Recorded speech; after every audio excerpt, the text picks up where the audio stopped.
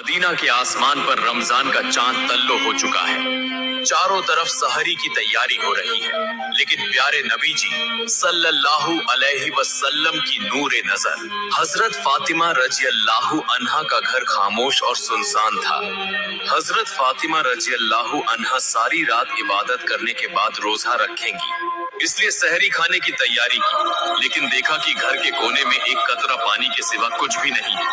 तब हजरत फातिमा रज़ियल्लाहु अन्हा ने थोड़ा सा पानी पिया और अल्लाह के हुजूर दोनों हाथ उठाकर दुआ मांगी और अर्ज किया, ऐ अल्लाह, ऐ मेरे रब, तेरी रजा के लिए ही मैं ये रोजा रख रही हूँ। तू हमें कमी दे तो भी वो तेरी रहमत है। ये दुआ जैसे ही खत्म हुई, उसी वक्त मस्जिद नबवी से फजर की मीठी अजान की आवाज गूंज उठी, जैसे पूरे मदीना को इबादत के लिए जगा रही हो। फिर फजर की नमाज अदा हो चुकी थी।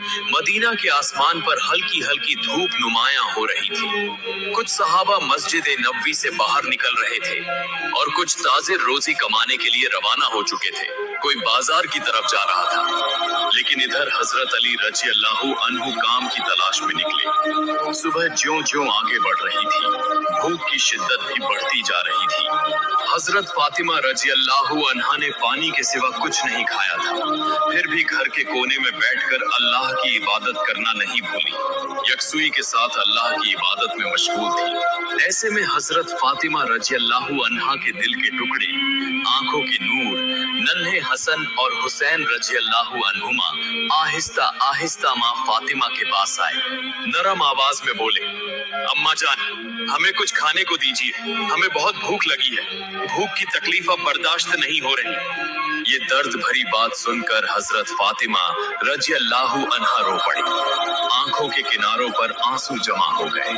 दिल जैसे तड़प उठा, लेकिन वो कुछ कह न सकी। फिर भी मुस्कुराकर उन्हें तसल्ली देते हुए फरमाया, बेटा, ये जिंदगी तो सिर्फ एक इम्तिहान है। बेटा, कुछ देर सब्र करो, इंशाअल्लाह तुम्हारे अब्बा जान कुछ न कुछ खाने का इंतजाम कर लेंगे। ये सुनकर बच्चे हसन व हुसैन रज़ियल्लाहु अन्हुमा खुश होकर वहां से चले गए। लेकिन हजरत फातिमा रज़ियल्लाहु अन्हा खुद भी इफ्तार के इंतजार में थी। उन्हें खुद भी शदीद भूख लग रही थी, सर हल्का हल्का चकरा रहा था। उस वक्त उन्होंने अल्लाह के हुजूर दुआ मांगी और कहा, ऐ अल्लाह, तू हमारे रिज़्क़ का मालिक है।